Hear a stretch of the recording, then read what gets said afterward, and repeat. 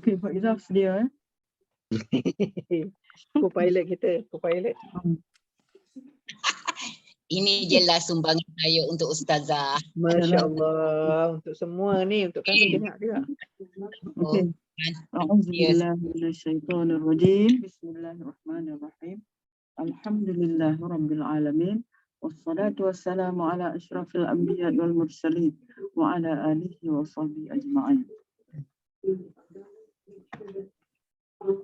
Allahumma ya Allah, Allahumma ya Allah, Allahumma iftah alaina ya Allah hikmataka wa anshur alaina min khazaini rahmatika ya arhamar rahimin. Allahumma nawwir qulubana ya Allah bi nuri hidayatik kama nawwartal arda bi nuri syamsika abadan abada bi rahmatika ya arhamar rahimin. Allahumma inna nas'aluka hubbaka ya Allah wa hubba man yuhibbuk wal amal alladhi yuballighuna ila hubbik. Allahumma ja'al hubbaka ahabba ilayna min anfusina wa min ahlina wa min al-ma'i barik. Subhanaka la ilma lana illa ma 'allamtana innaka antal alimul hakim. Sallallahu ala sayyidina Muhammad wa ala alihi wa sahbihi ajma'in. Walhamdulillahi rabbil alamin. Syukur alhamdulillah. Ustazah, apa kabar? Baik, alhamdulillah. Syukur alhamdulillah. Hari ini dapat lagi kita bertemu dan kita cubalah sedaya upaya untuk kita membaca buku Ar-Rahiqul Makhtum ini. Ar-Rahiqul Makhtum itu untuk kita mendekati atau memahami tentang riwayat hidup Nabi kita Muhammad sallallahu alaihi wasallam. Insya-Allah dengan rasa ikhlas dan ikhlas hati kita untuk nak mengetahui isi buku ini, insya-Allah Allah akan lorongkan kepada kita kemudahan-kemudahan yang boleh kita capai daripada usaha kita nak menghabiskan buku ni ya. Okey, insya-Allah. Amin. Saya pun macam tersentak juga. Tadi ada kawan saya dia baru balik daripada US lah. Dia duduk di US dengan anak dia, lepas tu dia balik sini. Itu kebetulan dia sampai-sampai terus dia telefon cakap. Dia kata aku nak tahu ni, aku tak tahu ni, aku nak tahu ni. Salah satu dia kata nak tahu, aku nak tahu lah tu. Kisah-kisah Nabi perang. Tu kena baca sirah lah. Maknanya kena sirah lah. Kalau nak tahu perang saja memang ada buku kan, ensiklopedia peperangan yang disertai oleh Rasulullah. Kita kena baca sirah lah, maknanya sirah Rasulullah. Jalan kita aku nak belilah, aku nak baca. Mana ni berlaku kepada kawan-kawan mungkin yang baru sedar lah. Kalau sebelum ni dia tak sedar. Sebab dia mengajar bidang apa? Bidang psikologi ke apa? Psikologi cara barat lah kot. Kan? Itu baru teringat lah. Alhamdulillah lah. Dia kata tak apa, mai lah. Kita share mai lah. Kita tengok apa buku yang patut dibaca. Kita baca lah sama-sama sebelum balik Amerika pula. Saya kesian lah kat dia. Saya sangat kesian kat dia. Sebab dia baru sedar kan. Tapi tak apa lah. Okey, kita teruskan ya Pak Izzah.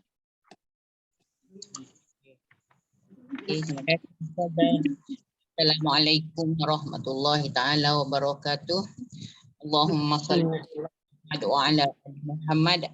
Hari ini kita akan masuk dalam bab yang ketiga atas tajuk agama bangsa Arab. Okey, dimulakan Ustazah ya. Ya. Alhamdulillah minasyaitonirrajim. Boleh tak kita ni Pak Izzah boleh tak muka kalau kita baca apa sampai tempat-tempat paragraf ni kita lepas Pak Izzah baca tu bagi kesimpulan kita buat kesimpulan apa yang kita dah faham kan. Sekarang ni tajuk dia agama bangsa Arab. Kita nak tahu agama dia ni agama apa kan. Ustazah satu ni lah satu perenggan, apa orang kata satu bab. Macam muka surat pertama sampai diperkenalkan ke kawasan itu. Hmm. Tak boleh sebab dia ada contoh. Sampai ni Sampai. lah. Sampai ni. Dibuang. Mas- Ustaz. Sampai nombor 1 tu. Sebelum nombor 1 kan. Nombor 1. So, itu Ustazah Cik Jah lah yang cakap dengan Ustazah. Saya Betul.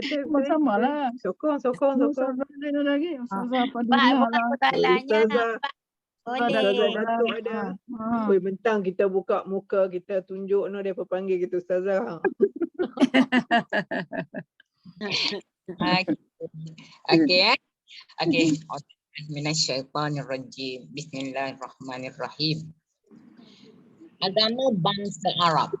Kebanyakan bangsa Arab patuh kepada seruan Nabi Ismail alaihi salam, yakni menganut agama yang dibawa Nabi Ibrahim alaihi salam. Mereka menyembah Allah, beriman kepada keesaannya dan taat kepada agamanya sehingga mereka terlupa pada bahagian yang diberi ingatan. Bagaimanapun, mereka mengekalkan asas kepercayaan seperti menyembah satu Tuhan juga. Beberapa aspek lain dalam agama Nabi Ibrahim. Sehinggalah ketua puak Khuza'ah bernama Amru bin Luhai baru kembali daripada Syria. Dia terkenal dengan kejujuran, murah hati, sentiasa hormat dan ambil berat hal agama. Telah dianugerahkan rasa sayang dan taat yang tidak berbelah bahagi oleh pengikut-pengikutnya. Ketika di sana, dia menyaksikan orang menyembah berhala. Satu fenomena dipersetujuinya, bahkan yakin bahawa amalan itu tepat kerana Syria ialah kancah para nabi dan kitab suci. Dia bawa pulang bersamanya sebuah berhala bernama Hubal dan diletakkannya di tengah-tengah Kaabah serta menyuruh orang ramai menyembahnya. Satu keadaan yang tersedia wujud ketika itu bahawa amalan pagan tersebar luas di seluruh Makkah juga ke Hijaz. Sementara penduduk Makkah bukan sahaja pelindung rumah suci, bahkan juga seluruh tanah haram. Sebahagian besar berhala dengan nama-nama yang berbeza diperkenalkan ke kawasan itu. Misalnya, berhala yang bernama Manat disembah kerana di satu tempat dengan nama Al-Mushallal dekat Qadid di pinggir Laut Merah. Sebuah lagi Al-Lat di Taif, yang ketiga Al-Uzza di Lembah Nakhlah dan banyak lagi. Amalan menyembah berbagai berhala. Berhala. Ejaan berhala. Amalan menyembah berbagai berhala tersebar luas dan bilangan berhala bertambah di segenap pelosok Hijaz. Ada satu riwayat menyebut bagaimana Amru bin Luhai dengan bantuan para sahabat jin telah memaklumkan kepadanya bahawa berhala pengikut Nabi Nuh iaitu Wad, Suwad, Yagud, Ya'uq dan Nasr ada tertanam di Jeddah, digali mereka dan seterusnya dibawa ke Tihama. Pada musim haji, berhala diagih-agihkan di kalangan anggota puak untuk dibawa pulang. Setiap puak dan rumah mereka dipenuhi berhala masing-masing. Sementara di rumah suci sudah penuh dengan berhala. Ketika penaklukan Mekah oleh Nabi, sebanyak 360 berhala ditemui di sekeliling Kaabah. Baginda memusnahkan kesemuanya lalu dibuang serta dibakar. Silakan. Banyak contoh ni. Apa nak cerita Datuk? Tak ada. Saya tengok satu perkara lah. Walaupun mereka mematuhi menganut agama Nabi Ibrahim, bermakna percaya kepada satu Tuhan, tapi memang mempunyai berbagai-bagai berhala. Pada saya, kemungkinannya berhala jadi perantara perantara. Macam apa nama? Macam Hindu lah. Berhala untuk ni. Dia tak ada sampai pada Allah Ta'ala lah. Dia ada berhala ni. Sebab tu bermacam-macam berhala. Mungkin macam tu lah Ustazah. Ya. Pasal dia sebut situ. Dia percaya satu Tuhan. Tapi pada masa yang sama, berbagai-bagai berhala. Dan bermacam-macam nama tadilah. Itulah sekitar mungkin pandangan-pandangan lain lah Ustazah. Of course, benda tu tak boleh lah sebenarnya kan. Itu seolah kita syirik lah, menyekutukan Allah. Tapi pada dia tak apa, dia kata dia nak minta ni melalui ni. Jadi puncanya ialah daripada puak Khuza'ah, itu Amr bin Luhai lah yang membawa balik berhala daripada mana? Syam kan? Dia bawa Syria. Syam lah. Dia pergi Syria. Bawa balik berhala tu. Berhala tu pula yang bernama Hubal kan? Hubal. Mula-mula Hubal. Hubal. Kita biasa dengar ni. Berhala Hubal ni. Hubal.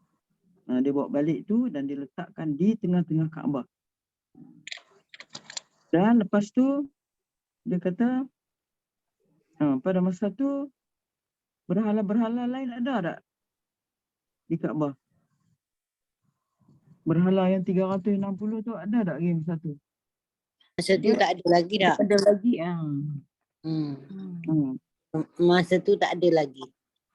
Tak ada Yang lagi. 360 tu 360 tu lah. menang kan. Dah tu je lah. Maksudnya Hubal tu je. Hubal tu lah yang jadi ketuanya kan. Berhala tu lepas tu beranak lah. Lepas tu ada berhala-berhala di Mekah tu yang disebut dalam Quran ada sebut Al-Uzza, Manat, Lata, Manata, Uzza. Tiga tu ada disebut kan. Uzza, Manat. Uzza, Manata, Al-Uzza, Lata, Manata. Lepas tu ada juga dikata berhala yang disebut juga dalam Al-Quran, iaitu berhala daripada zaman Nabi Nuh ni dibawa oleh pengikut Nabi Nuh. Itulah Wad, Suwa, Yaghus, Ya'uq, Nasr. 5 ni. Ada memang disebut dalam Al-Quran. Dalam surah An-Nuh. Surah Nuh. Surah Nuh kan. Surah Nuh. Ayat yang ke 3.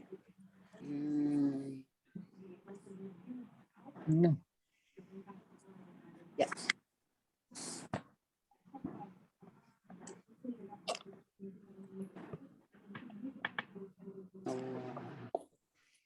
Di berhala-berhala ni dikatakan ayat yang ke 23. Surah Nuh. 3. Ayat ke-3 surah Nuh. Ayat 3. Dia jumpa lah, dia tanam di Jeddah, digali. Mereka seterusnya dibawa ke Tihamah. Pada musim haji. Sebenarnya berhala ni dia bawa berhala tu. Bawa pergi mana pun bawa berhala. Jadi banyak berhala tu. Dia bawa berhala ke mana-mana dia jalan. Jadi pada masa Nabi menakluk Kaabah tu itulah sebanyak 360 berhala ditemui di sekeliling Kaabah. Jadi Nabi dah musnahkan semuanya lalu dibuang serta dibakar. Jadi itulah maknanya kalau agama bangsa Arab ni itulah dia menyembah berhala lah kesimpulannya kan. Okey, teruskan tu. Okey. Yang pertama tadi Ustazah dia percaya pada Tuhan tu, macam mana dia percaya? Percaya. Satu. Kan? Macam dalam Al-Quran pun kalau kita dengar dalam cerita Al-Quran, bila ditanya siapa yang menjadikan kamu, dia kata Tuhan. Dia kata Allah. Allah yang menjadikan. Jadi itu memang macam Datuk katalah sebagai perantaraannya. Dia orang pun kata ini sebagai perantaraan je. Kami percaya kepada Allah. Ini percaya kan? Tapi bila lama-lama dia tak jadi perantaraan, dia jadi sembah. Dia terus sembahan sembah. kepada mereka. Lama-lama dia jadi sembahan kepada mereka. Hmm. Itu yang salah tu. Ya. Kan? Dan ada juga yang diceritakan dulu, dia mengagungkan ulama-ulama yang dah meninggal. Dia buat kan, dia Patung. buat bentuk patung. Lepas tu bila orang tu meninggal, dia kata kita hormatkan dia, kita sembah berhala ni seolah kita menghormati kan, itu pun Itu pun salah satu satu je lah. lah. Ya. Dia menghormati, membesarkan ulama dia. Macam tu je. Sampai akhirnya ada sembah. Saat sini dia sembah lah. Okey. Tapi Ustazah, tapi ada setengah tu kan Ustazah, saya tak tahulah di Indonesia dia banyak macam tu.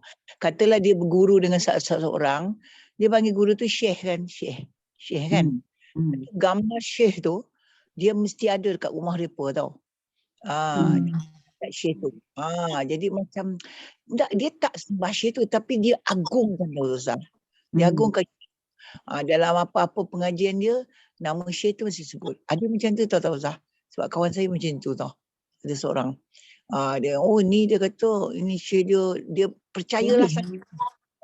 Itu kadang-kadang macam kita kata tarekat tarekat yang salah. Tarekat yang salah. Maknanya dia mengagungkan sangat syekh dia tu. Berlebihan Tak Lebih. sampai sebelum dikatakan sebelum memulakan pengajian kamu kena Sebut nama dia. bayangkan muka dia. muka syekh tu kan. Ya. Dah salah lah dari segi tu. Tak boleh ya.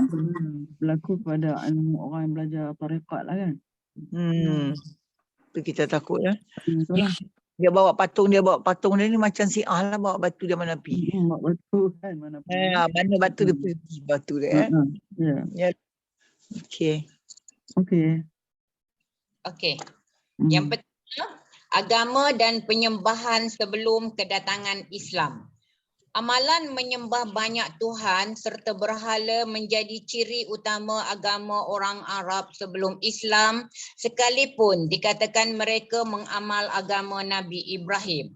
Tradisi dan upacara penyembahan berhala kebanyakan dicipta oleh Amr bin Luhai serta dianggap sesuai sebagai inovasi yang baik, bukan terpesong dari ajaran agama Nabi Ibrahim.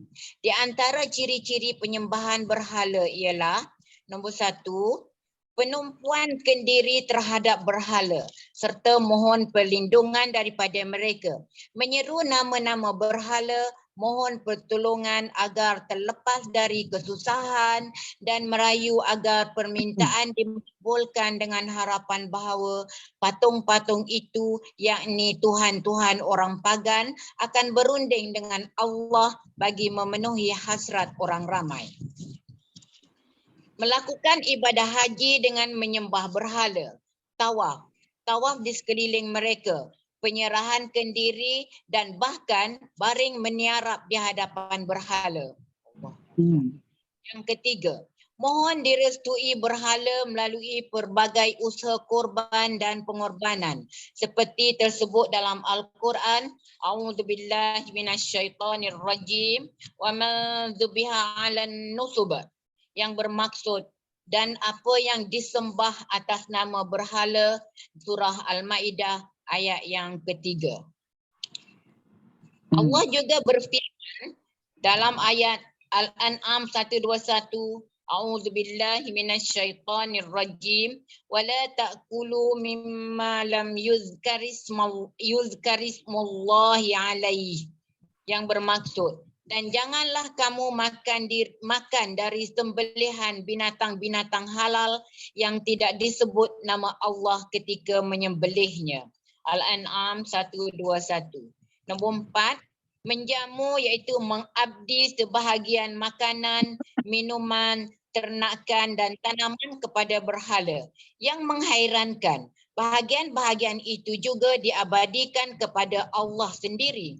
Tetapi mereka sering memberi alasan bahawa sebahagian daripada peruntukan untuk Allah untuk berhala. Tetapi tidak sebaliknya. Mengenai hal ini, Quran ada menyebut dalam surah Al-An'am ayat 131. A'udzubillahi minasyaitonir rajim. وَجَعَلُوا لِلَّهِ مِمَّا زَرَعَ مِنَ الْحَرْثِ وَالْأَنْعَامِ نَصِيبًا فَقَالُوا هَذَا لِلَّهِ بِزَعْمِهِمْ وَهَذَا لِشُرَكَائِنَا فَمَا كَانَ لِشُرَكَائِهِمْ فَلَا يَصِلُ إِلَى اللَّهِ وَمَا كَانَ لِلَّهِ فَهُوَ يَصِلُ إِلَى شُرَكَائِهِمْ سَاءَ مَا يَحْكُمُونَ. Maksudnya, dan mereka iaitu orang-orang musyrik menguntungkan, bagi saya menyediakanlah dari hasil tanaman dan binatang-binatang ternakan yang diciptakan Allah itu sebahagian bagi Allah dan sebahagian lagi untuk berhala mereka. Lalu mereka berkata, ini untuk Allah menurut anggapan mereka dan ini untuk berhala kami. Kemudian apa yang telah ditentukan untuk berhala mereka, maka ia tidak sampai kepada Allah kerana mereka tidak membelanjakannya pada jalan Allah.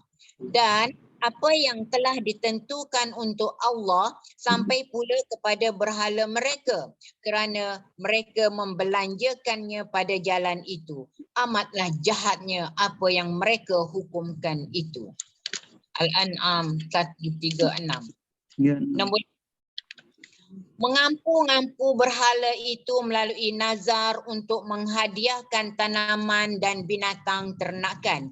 Dan dalam hal ini Quran menyebut A'udzubillahi minasyaitonir rajim wa qalu hazihi an'amun wa harsun hijrun la yat'amuha illa man nasha'u biza'mihim wa an'amun hurrimat zuhuruha wa an'amun la yadhkuru ismallahi 'alaiha iftira'an 'alaihi sayajzihim bima kanu yaftarun.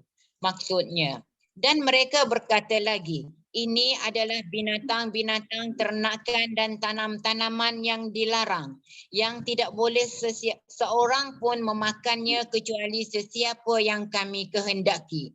Menurut anggapan mereka, dan sejenis lagi binatang-binatang ternakan yang dilarang menunggangnya.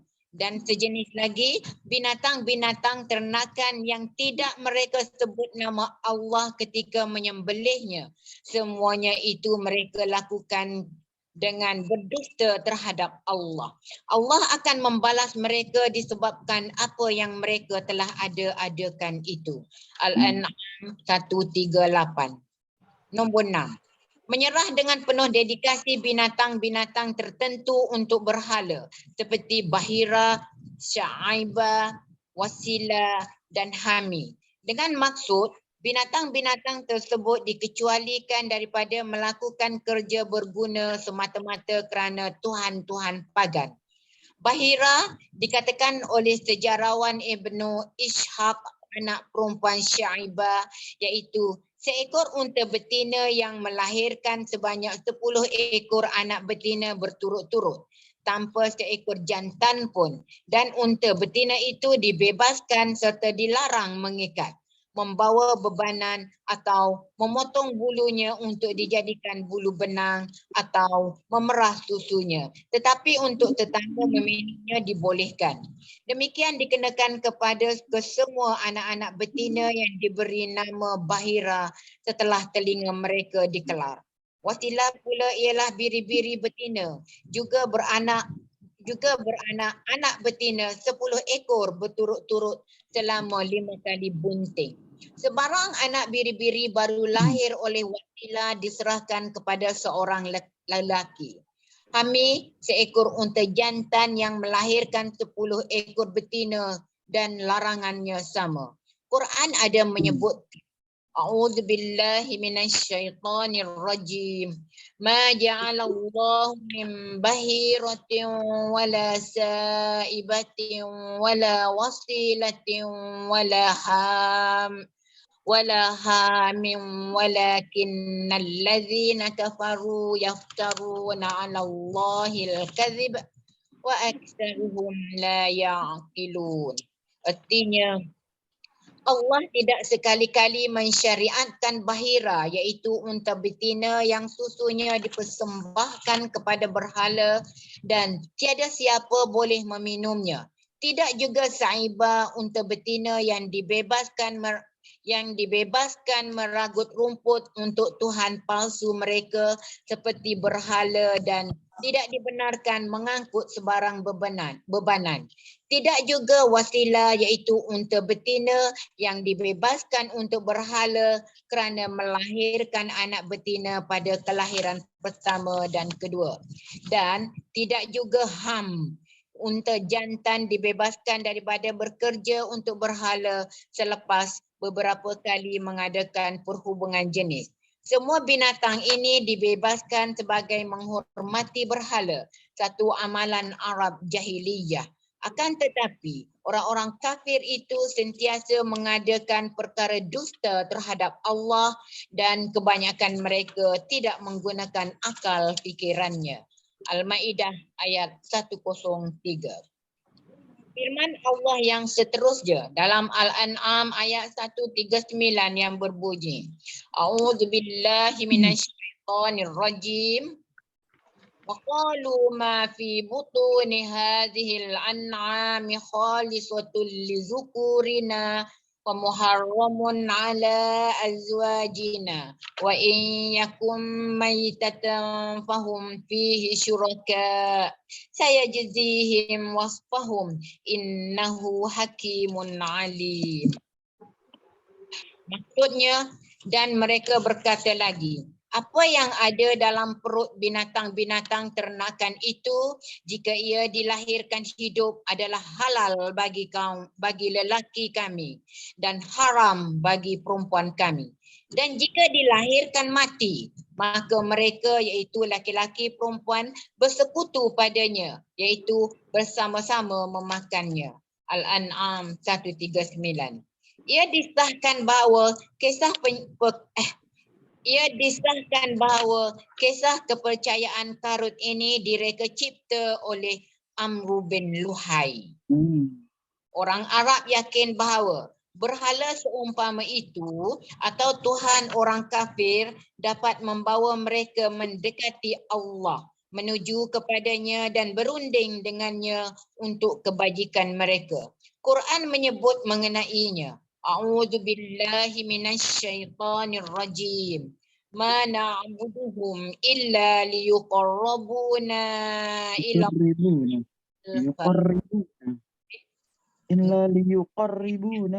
Allahi zulfa. Lam depan tu. Ma na'buduhum illa liyuqarribuna ila Allahi zulfa. liyuqarribuna. Artinya kami tidak menyembah atau memujanya melainkan supaya mereka mendampingkan kami kepada Allah sedamping-dampingnya. Surah Al-Zumar ayat yang ketiga. Dan a'udzubillahi minasyaitonirrajim. Wa ya'buduna min dunillahi ma la yadurruhum wa la yanfa'uhum wa yaquluna haula'i syufa'auna 'indallah. Artinya, dan mereka menyembah yang lain dari Allah, sesuatu yang tidak mendatangkan kemudaratan kepada mereka dan tidak pula mendatangkan manfaat kepada mereka. Dan mereka pula berkata, mereka yang kami sembah itu ialah pemberi-pemberi syafaat kepada kami di sisi Allah. Surah Yunus ayat yang ke-18. Boleh dapat cerita tu? Panjang dah tu. Maknanya kita pegang kepada ni personality ni Amr bin Luhai ni.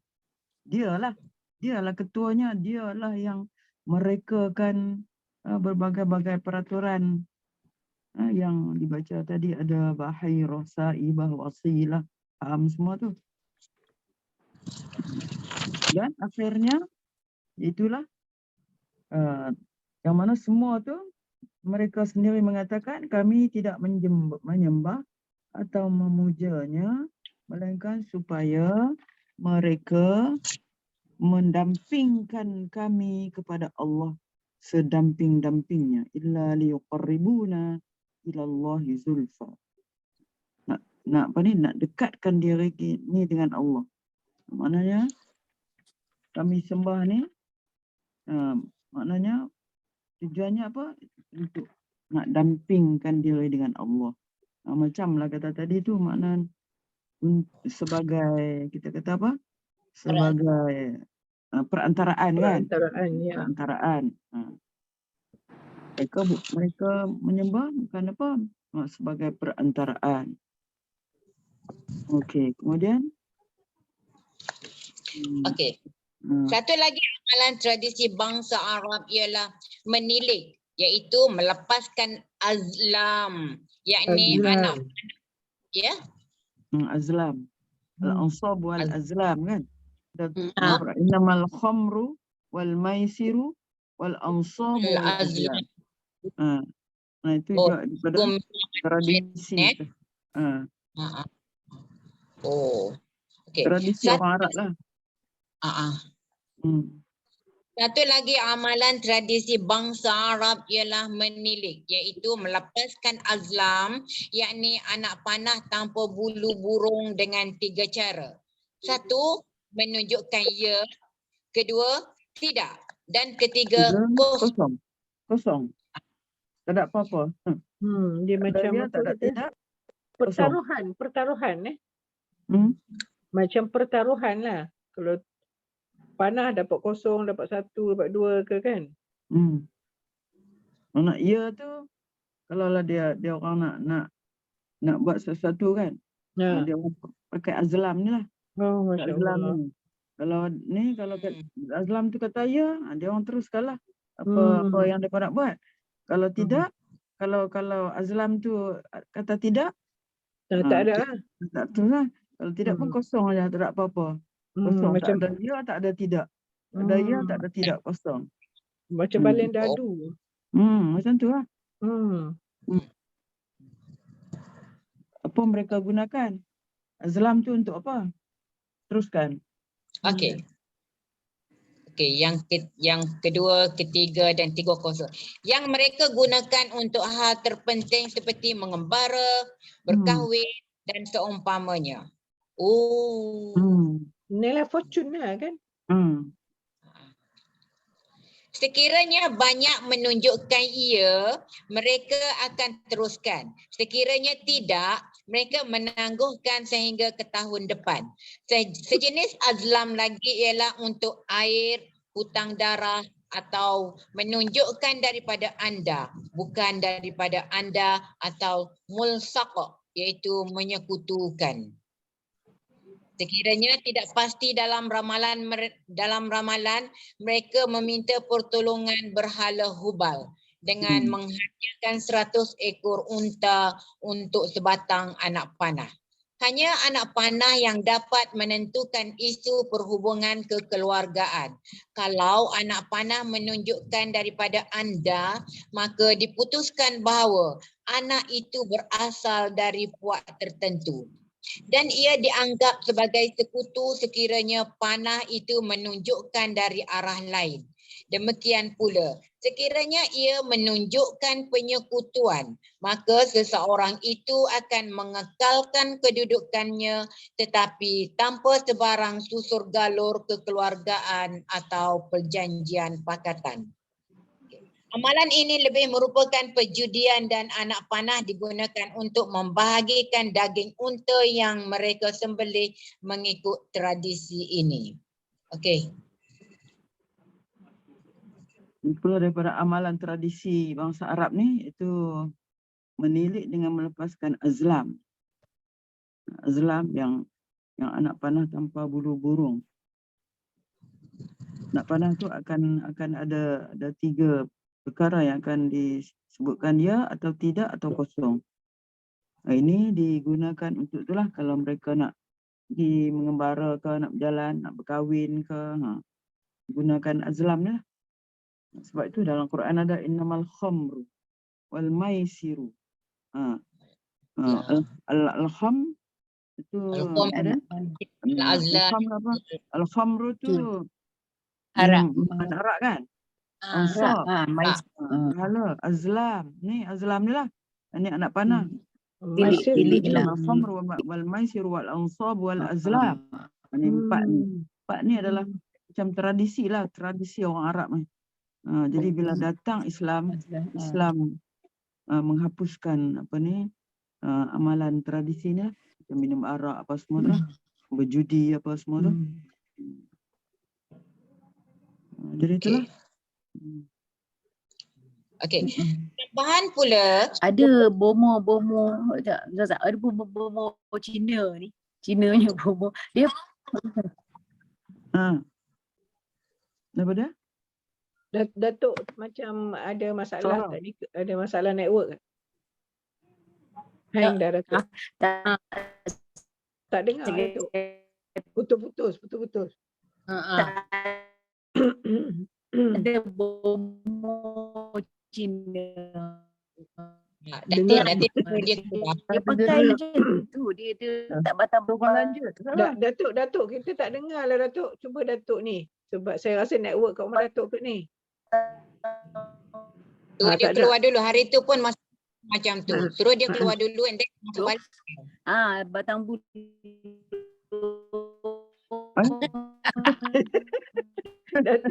Datuk kita tak boleh dengar. Rugi lah, ini mesti cerita best ni. Apa dia nak cerita tak tahu. Ni cerita ni pasal dalam Cina, agama Cina pun dia ada juga macam ni. Mau Cina. Cina kan dia feng shui semua ada kan. Ya Allah Datuk. Buat signage. Buat signage. Buat signage. Tak masak. Macam ni ya? Oh, macam ni. Datuk, dia nampak kita ke tak? Dia punya sekarang dia dah hang. Pakai telefon lah. Itu dia pakai komputer kan? Dia keluar dah. Tunggu dia. Lain. Okey, boleh. Dia macam apa ni? Tambahan pula. Tambahan pula. Okey, tambahan. Okey, Datin nak cakap lah.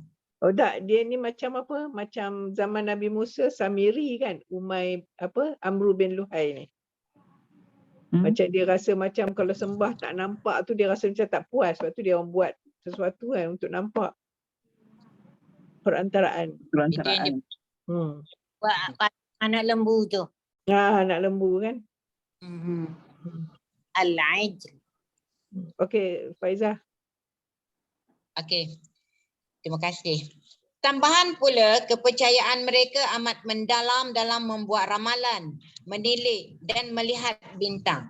Ahli nujum dapat melariskan perniagaan dengan meramalkan apa yang akan berlaku, juga mendakwa untuk menelaah rahsia peribadi seseorang serta mendapat bantuan jin untuk diarah memaklumkan kepadanya. Setengah para nujum mendakwa bahawa mereka boleh menghuraikan sesuatu rahsia melalui kuasa yang diturunkan ke atasnya. Ada sesetengah pula bermegah-megah, kononnya boleh mendedahkan rahsia melalui proses sebab akibat untuk membolehkan mereka mengesan benda hilang, lokasi kecurian, binatang ternakan terlepas dan lain-lain. Ahli bintang termasuk ke dalam kategori ketiga. Tugasnya memerhati bintang dan menghitung pergerakannya dan orbit, sekaligus meramalkan masa depan. Berlandaskan bukti pemerhatian terhadap rahsia alam dan perjalanan bintang membolehkan mereka mengetahui fenomena yang meyakinkan serta boleh dikaitkan dengan pergerakan bintang-bintang tertentu mengenai hujan. Mempercayai lambang sebagai alamat sesuatu peristiwa bakal berlaku masa akan datang ialah sesuatu kebiasaan bagi masyarakat Arab.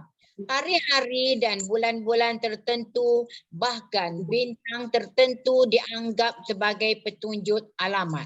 Mereka juga percaya bahawa roh orang yang mati terbunuh akan terbang ke kawasan tidak berpenghuni dan dia tidak akan senang sehinggalah kematiannya dibela. Kepercayaan Karut sangat berleluasa. Sekiranya seekor kijang atau burung apabila dilepaskan, ia akan menghala ke kanan. Maka itu menunjukkan ia membawa tuah. Tetapi sebaliknya akan membawa petaka dan hendaklah ditangguhkan dahulu sesuatu rancangan itu.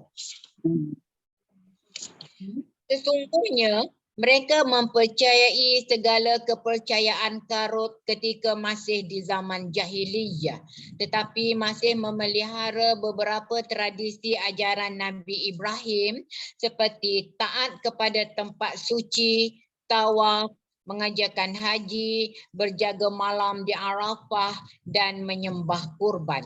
Kesemua itu diamalkan mereka sepenuhnya dengan beberapa tokok tambah yang akhirnya sebagai ritual suci itu yang ternoda. Contohnya orang-orang Quraisy. Kerana kesombongan mereka, maka merasa mempunyai kelebihan daripada puak lain serta bangga dengan hak mengawal rumah suci. Justru mereka enggan bersama orang ramai lain menuju ke Arafah, malah berhenti di pertengahan jalan di Muzdalifah. Perbuatan mereka ditegur dalam Al-Quran. A'udzubillahi minasyaitonirrajim. Summa afidu min haitsu afadun nas.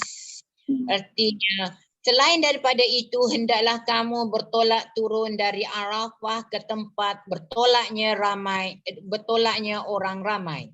Surah Al-Baqarah ayat 199. Okey.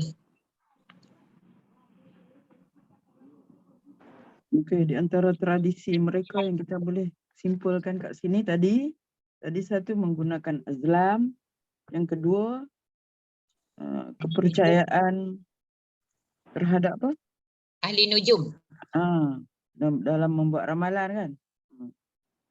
Amat mendalam dalam membuat ramalan, menilik dan melihat bintang. Itu apa ni?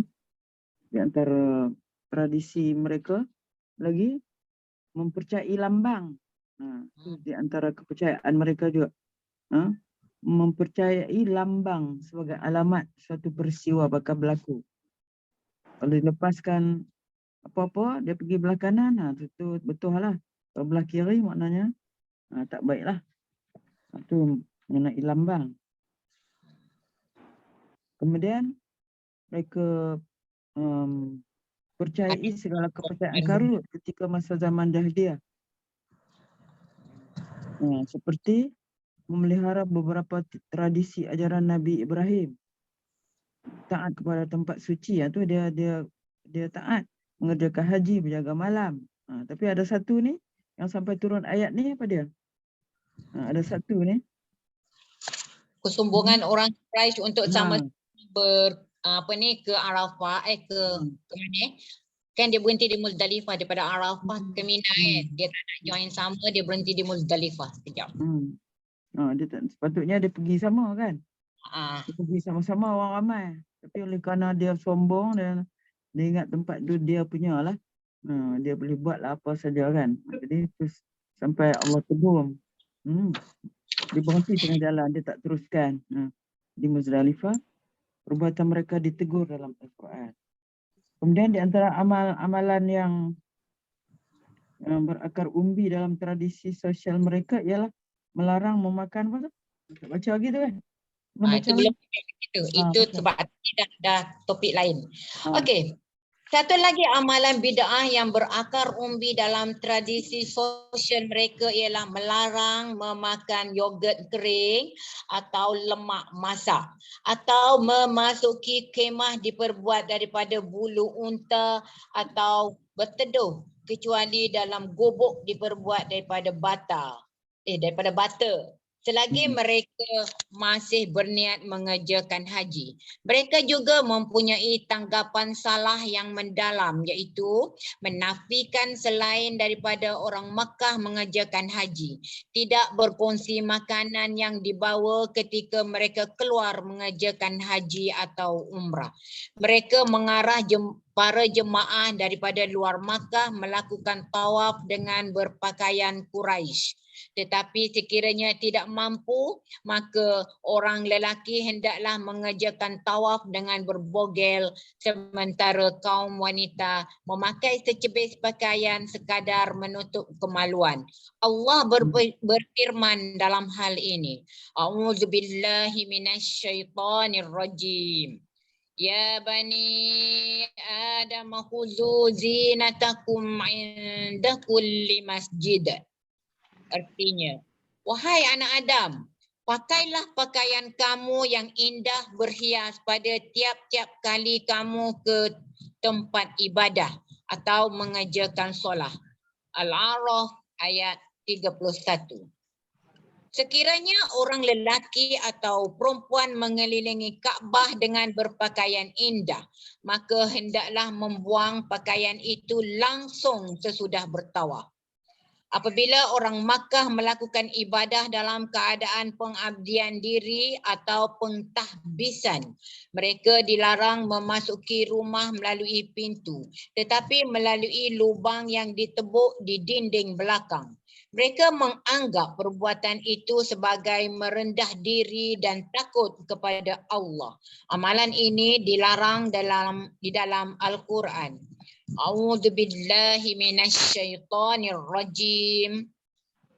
Walaysal birru bi an ta'tul buyuta min zuhuriha walakinnal birra man ittaqa wa'tul buyuta min abwabiha wattaqullaha la'allakum tuflihun. Artinya, dan bukanlah perkara kebajikan kamu memasuki rumah dari belakangnya ketika kamu berihram. Akan tetapi, kebajikan itu ialah perbuatan orang yang bertakwa, dan masuklah ke rumah kamu itu melalui pintunya, serta bertakwalah kamu kepada Allah supaya kamu berjaya. Surah Al-Baqarah ayat 189. Okey. Stop dulu, ini lain pula. Okey, ini di antara itulah, di antara apa kita kata tradisi bangsa Arab ni. Macam apa ni? Kalau tawaf tu ada yang telanjang apa kan? Itu turunlah ayat ni, ya bani Adam khuzu zinatakum 'inda kulli masjidin. Apa ni? Supaya mereka itu memakai pakaian kamu kayak yang indah berhias pada tiap-tiap kali kamu ke tempat ibadah. Okey. Kemudian juga di antara apa ni tradisi mereka juga pada masa buat umrah, dia orang ni akan masuk rumah dari sebelah belakang. Bukan dari sebelah depan, dari sebelah belakang.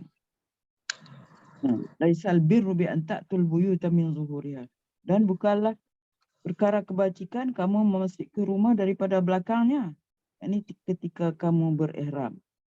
Akan tetapi kebajikan itu ialah perbuatan orang yang bertakwa. Dan masuklah ke rumah kamu melalui pintunya serta tawakalkah kamu kepada Allah. Masuklah daripada pintu biasa, buat apa masuk dari pintu belakang? Itu di antara tradisi mereka yang banyaklah. Bila Islam datang, Islam membetulkan semua ini. Ini di antaranya. Okey. Demikianlah kehidupan agama di tanah Arab, penuh dengan penyembahan pelbagai tuhan, berhala dan kepercayaan karut. Bagaimanapun, agama-agama Yahudi, Kristian, Majusi serta Sabianisme dengan mudah memasuki bumi Arab. Penghijrahan bangsa Yahudi dari Palestin ke tanah Arab melalui dua fasa. Pertama, akibat tekanan ke atas mereka apabila rumah ibadah mereka terbinasa dan kebanyakan mereka menjadi tawanan ke Babylon di bawah penguasaan Raja Bukhtanasar. Dalam tahun 587 sebelum Masihi, setengah mereka meninggalkan Palestin menuju Hijaz dan menetap di sebelah utara daerah itu semenjak tarikh tersebut. Fasa kedua bermula dengan pendudukan Rom di Palestin di bawah pimpinan raja-raja Rom pada 70 tahun Masihi. Peristiwa ini mengakibatkan satu gelombang penghijrahan bangsa Yahudi memasuki Hijaz dan terutamanya Yathrib, Khaybar dan Taimi. Di sini mereka memperkenalkan agama baru di kalangan beberapa kabilah, membina kota dan kubu serta tinggal bersama penduduk tempatan. Agama Yahudi berjaya memainkan peranan penting dalam kehidupan politik di zaman pra-Islam. Apabila Islam menyinar cahaya di bumi ini, orang Yahudi sudah mempunyai berbagai puak yang masyhur. Kabir, Al-Mustaliq, An-Nazir, Khwarizah dan Qainuqa. Ada setengah riwayat menyebut puak Yahudi dianggar sebanyak 20 kelompok. Agama Yahudi diperkenalkan ke Yaman oleh seorang bernama As'ad Abi Karb. Dia pernah berperang di Yathrib dan di sana dia menganut agama Yahudi dan sekembalinya ke Yaman, dia membawa bersamanya 2 orang rahib dari Bani Quraizah untuk mengajar penduduk Yaman agama baru. Yahudi mendapati bumi yang subur untuk mengembang agama itu dan berjaya melahirkan penganut setia. Selepas kematiannya, putranya Yusuf Dzun Nawas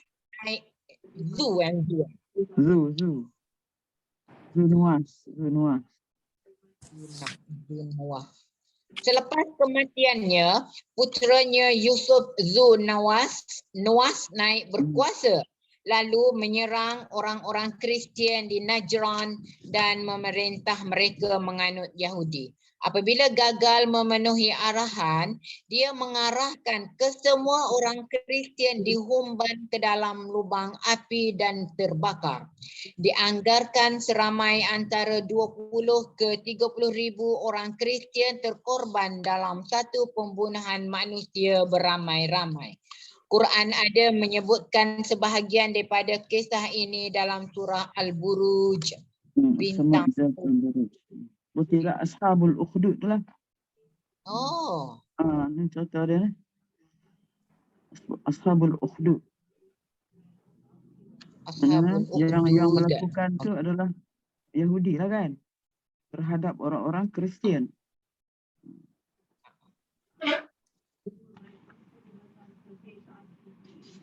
Okey.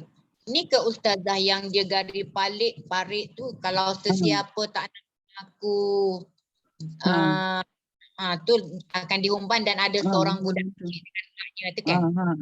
Itulah peristiwa ni lah dalam suratul Buruj. Qutila ashabul ukhdud an-nari zatul waqud izhum 'alaiha qu'ud wa hum yaf'aluna bil mu'minina syuhud. Orang beriman ni maksudnya ni orang Kristian lah. Orang Kristian. Okey. Agama Kristian mula muncul berikutan dengan kedatangan orang Habsyah iaitu Ethiopia dan penjajah Rom ke negeri itu. Tentera penjajah Habsyah Ethiopia bekerjasama dengan misi Kristian memasuki Yaman sebagai tindak balas kezaliman Dzun Nawas. Dan semenjak itu mereka berusaha bersungguh-sungguh menyebar agama mereka. Bahkan mereka membina sebuah gereja dan menamakan Yaman Al-Ka'bah dengan tujuan menarik kabilah haji orang Arab datang ke Yaman dan membuat cubaan untuk membinasakan rumah suci di Makkah. Bagaimanapun Allah Maha Berkuasa telah membinasakan mereka dan menjadikan peristiwa itu sebagai satu pengajaran buat selama-lamanya. Seorang mubalik Kristian bernama Fimion terkenal sebagai seorang zahid dan berkebolehan ajaib telah berjaya memasuki Najran. Di sana dia menyeru penduduk agar menerima agama Kristian dan oleh kerana sifat baiknya yang jujur lagi amanah dalam menjalani tugas suci, dia berjaya mengajak mereka menganut Kristian. Puak-puak utama yang menganut Kristian ialah Ghassan, Taghlib, Ta'i dan Raja-Raja Himyaric, juga puak-puak lain yang mendiami sempadan Empayar Rom. Agama Majusi juga menarik minat di kalangan masyarakat Arab yang tinggal berdekatan Parsi, Iraq, Bahrain, Al-Ahsa dan beberapa daerah pesisir Teluk Arab. Ada riwayat menyebutkan bahawa sebahagian penduduk Yaman mengamal agama Majusi semasa pendudukan Parsi. Dalam satu lagi, lepas ni berhenti dekat sebelum nombor 2 ya Ustazah. Kali arkeologi di Iraq menunjukkan bahawa agama Sabianisme popular di kalangan penduduk Kaldani. Kaldaniyah. Ya. Syria dan Yaman. Dengan kemunculan agama Yahudi dan Kristian, kepercayaan Sabianisme mulai pudar serta memberi laluan kepada agama baru. Bagaimanapun, ia masih dapat mengekalkan kepercayaan ini di tengah-tengah penduduk Iraq dan Teluk Arab. Sabianiyah ni tahu tak? Apa dia Sabianiyah? Tu tak tahu Sabi'in. Sabianisme ni. Dalam Al-Quran disebut sebagai Sabi'in. Sabi'in. Kalau dalam surah Baqarah dalam ayat 62. Menyembah Innalladzina amanu walladzina hadu wan nasara was-sabi'ina man amana billahi wal yawmil akhir wa amila shalihan falahum ajruhum 'inda rabbihim. Ayat Wala 60 berapa tadi Ustaz? Ayat 61 62. Yang ada 62. Sabi'in. Sabi'in ni mereka percaya juga kepada Allah macamlah orang Yahudi Nasrani tu. Tapi dia percaya pula kepada bintang. Kepada bintang. Tapi kalau kita kaji zaman lah ni pun ada juga Ustazah. Aku Islam tapi percaya bintang, percaya kepada apa tu, horoskop semua tu kan. Ada. Yang di Indonesia tu Ustazah. Boleh dengar ke? Boleh dah. Boleh dah. Yang di Indonesia tu yang ortodoks tu, yang dia dalam church tapi dia nasyid Allah, disebut Allah. Ya memang ya. Kan? Ya. Itu saya terfikir memang salah satu daripada bawaan-bawaan yang ni lah Ustazah. Yelah daripada dulu lagi dah ada dah. Memang mirip Islam betul. Betul. Pakaian pun dah kebaya macam menutup aurat elok dah. Aurat tutup ni. Lepas tu memang Allah ada sebut Allah juga. Saya pun kita keliru lah kan kalau ada budak-budak belia-belia yang tak kuat akidah percaya. Kan? Dan mereka kena faham juga lah yang apa ni, yang tu disebut tapi mereka juga masih berpegang kepada itulah Trinity tu. Masih Trinity kan. Apa yang tak boleh tu. Trinity masih tu lah. Tapi yang ortodoks ni dia mirip kepada Kristian yang original yang tak banyak topik tambah. Yalah. Injil lah dia kata lah kan. Tapi Trinity tu masih tu lah kan. Masih Isa tu dianggap macam anak Tuhan jugalah. Dah tak ada dah. Yang original tak ada dah. So untuk ahli kitab sekarang ni dah kira dah tak ada. ortodoks pun dah tak boleh. Tak, saya pengalaman saya dah pergi satu wedding di Indonesia kan. Memang Kristian lah. Tapi dia belum saya pun terkejut bila dia baca doa macam dia Ya Allah. Dia kata astagfirullahalazim. Pada dia orang Tuhan dia Allah juga. Allah kan dia sebut tu. Kita ingat macamlah kita pergi. Tapi memang dia orang Islam. Takut ke anak-anak kita lesok, anak cucu. Allahu Akbar. Sebut itu. Lagilah dia orang tu cakap Melayu dengan bahasa dia Cakap kan. Melayu. Doa Bukan semua dalam Melayu. bahasa Melayu kan. Kita Ya. memang itulah. Allah jauhilah fitnah untuk anak cucu. Fitnah akhir zaman Ya. Okey. Yang kedua, situasi agama. Kalau tadi kita cerita pasal agama kan. Ini situasi agama. Demikianlah kehidupan agama di tanah Arab ketika sebelum kemunculan Islam. Sebenarnya peranan yang dimainkan oleh agama-agama yang wujud ketika itu terlalu sedikit. Malah boleh dikatakan tiada langsung. Kepercayaan pagan yang teguh diselewengkan dari ajaran Nabi Ibrahim dan terkeluar dari persepsi sebenar. Tiada langsung disedari bahawa amalan mulia itu sedia wujud di mana-mana. Mereka terjun ke dalam lembah kedegilan dan buta hati sambil mencipta kepercayaan tertentu yang karut yang meninggalkan kesan serius ke dalam kehidupan beragama dan sosiopolitik di tanah Arab. Yang ketiga, amalan kuku besi dan penindasan. Orang Yahudi mengambil peluang menyuntik bid'ah keji dalam rancangan yang sedemikian. Mereka terbabit dalam amalan kuku besi yang menindas rakyat serta memerintah mereka yang di bawah cengkaman mereka menerima sahaja apa yang diajar.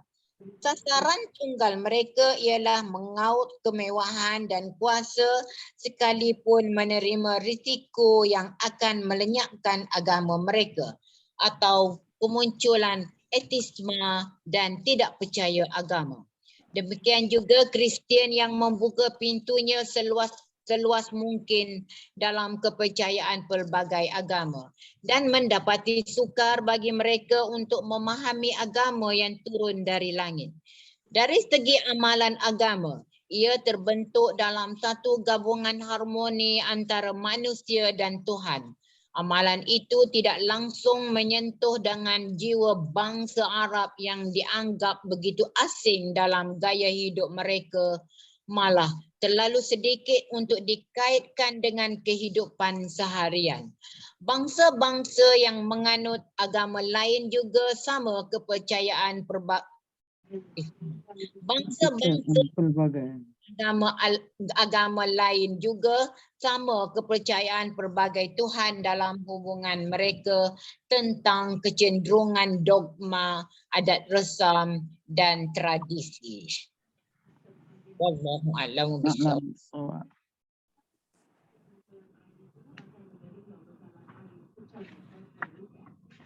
Apa yang dia kata tadi?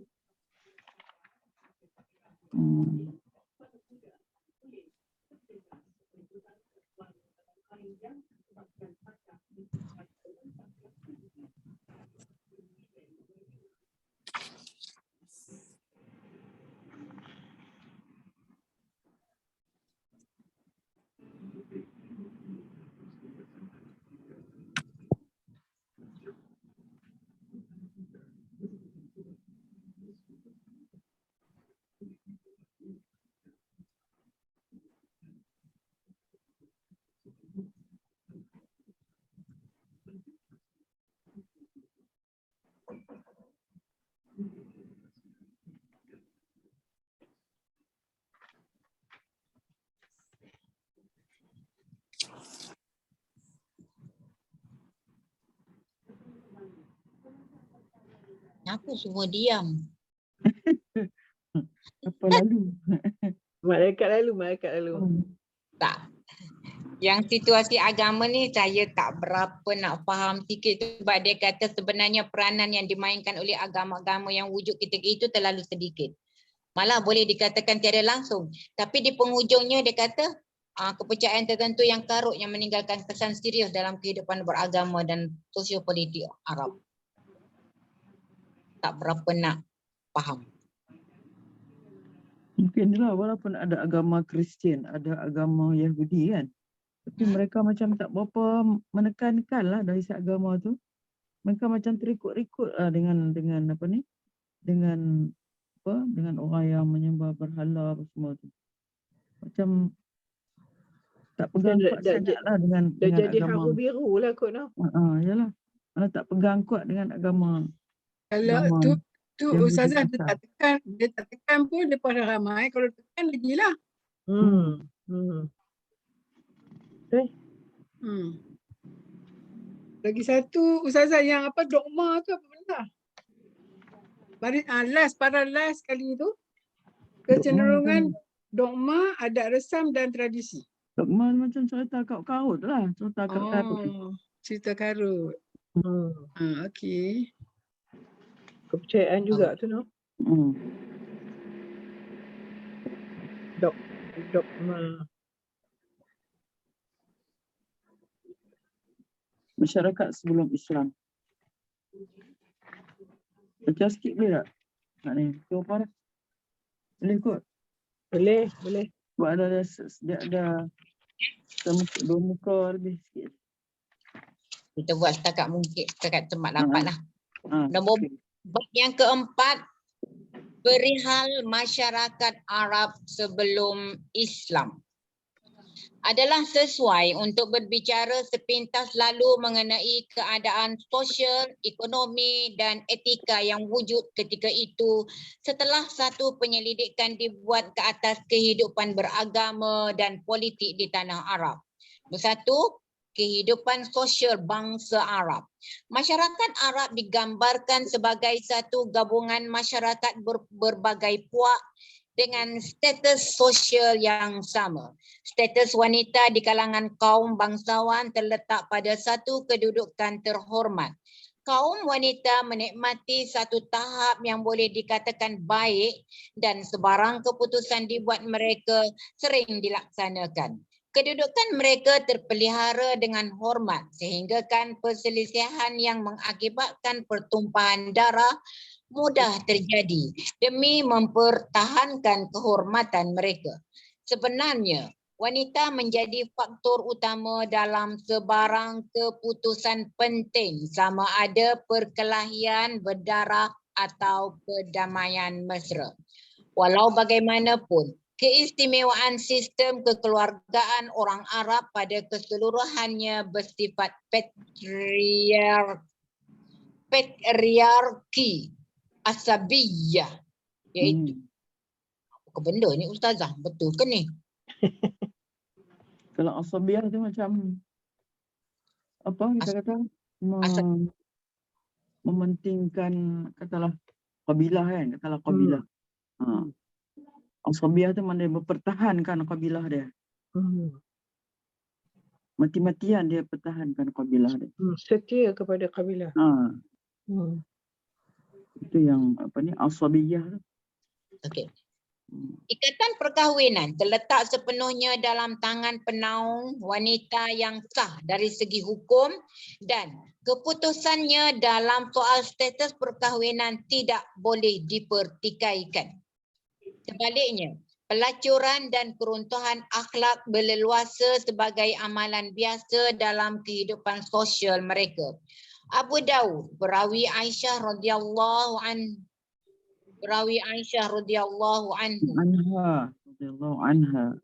Kalau nak baca lah radhiyallahu anha lah. Ha balik kepada Aisyah. Anha. Okey. Anha. Abu Daud, perawi Aisyah radhiyallahu anha melaporkan ada 4 jenis perkahwinan masyarakat Arab sebelum Islam.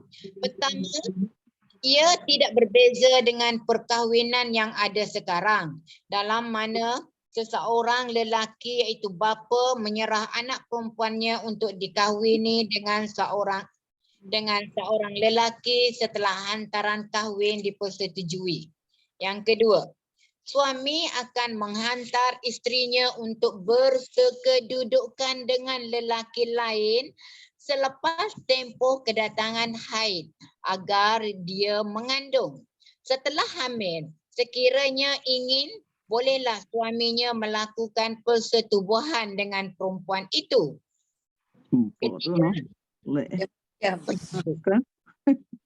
Satu kumpulan lelaki kurang daripada 10 orang akan mengadakan hubungan jenis dengan seorang wanita.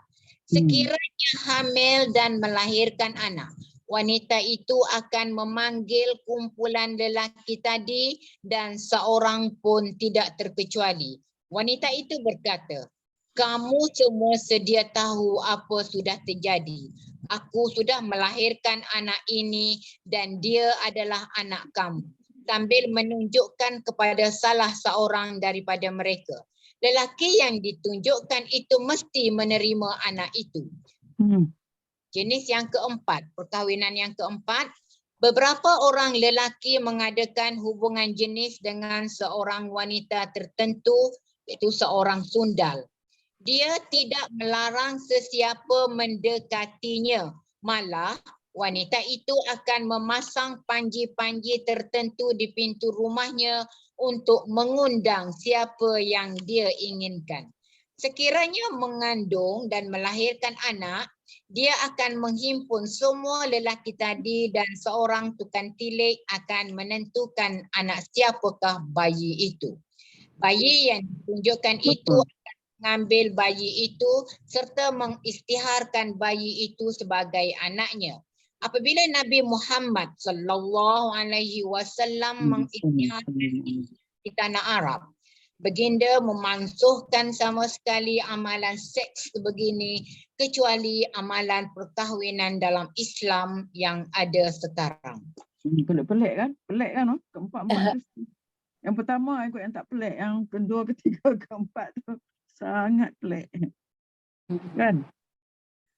Yang pertama ke? Cara kehidupan mereka tu dah. Bengong Ustazah kan? Bengong. Bengong lah. Bengong. So Pertama tu. apa beza wanita yang dikahwini dengan wanita pelacur? Tak ada beza lah kan? Pelik. Tapi Yang dia beri pada lelaki tu kenapa? Pada orang tu. Apa dia kahwinnya? Kan? Dapat habuan tak apa-apa. Tak tahu dapat apa-apa tak dia bagi. Saya dapat lah dah. Lepas tu penceraian tu pula hak suami lah tu. Ya Allah Akbar. Seksa lah wanita tu lah.